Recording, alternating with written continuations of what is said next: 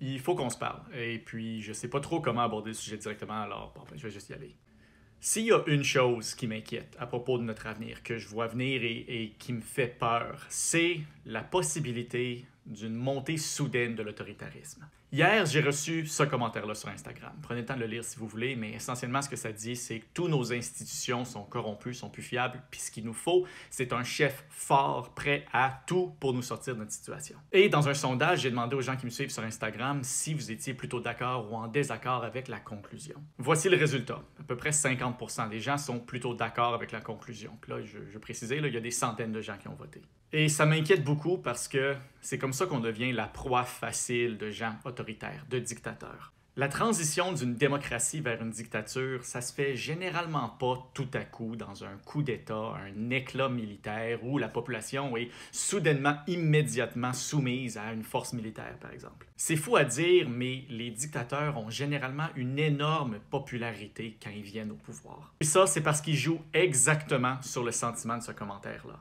Le sentiment que tout va mal, que toutes nos institutions sont pourrites et que la seule façon qu'on a d'en sortir, c'est de mettre toute notre confiance et donner tout le pouvoir à une seule personne, un homme fort, un chef qui va être capable de nous sortir de cette situation. C'est exactement comme ça que les mouvements autoritaires, les dictateurs se présentent initialement au peuple. Ils se présentent comme des libérateurs. Ils disent « la société est brisée, puis pour que je le répare, donnez-moi tout le pouvoir, ça va aller mieux et je vais vous le redonner après. » Et souvent, après qu'on leur donne le pouvoir dans les premières années, c'est vrai que ça va généralement mieux pour la majorité des gens. Mais ça dure pas longtemps, parce qu'une fois qu'ils ont le pouvoir, ils le redonnent jamais. Et c'est là qu'on se retrouve pris sous une dictature qu'on a applaudi nous-mêmes quand on pensait que c'était un sauveur. Je vous comprends de regarder ce qui se passe autour de nous et dire « voyons donc, ça marche pas ». Je suis d'accord, il y a plein de problèmes importants avec beaucoup de nos institutions. Je vais pas les défendre, on a des changements à faire, qu'on les fasse. Mais il faut pas tomber dans la trappe de penser qu'un sauveur miraculé va venir tout le faire pour nous si on fait juste lui donner toute notre confiance et tout le pouvoir. La solution viendra pas d'une personne, d'un chef fort qui va par lui-même tout régler. La seule vraie solution réellement libératrice à long terme, c'est qu'on fasse tous notre petite part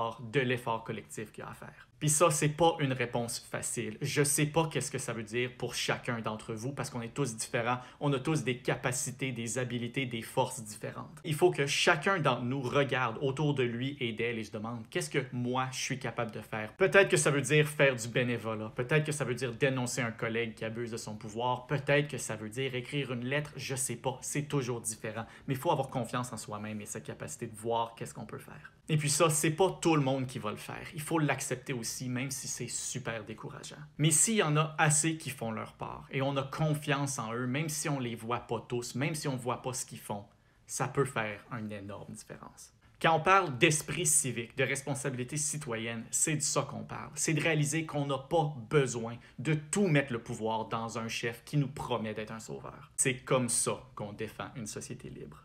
Puis je sais qu'il va y avoir un paquet de commentaires cyniques à ça. C'est correct, eux ils ont choisi leur part.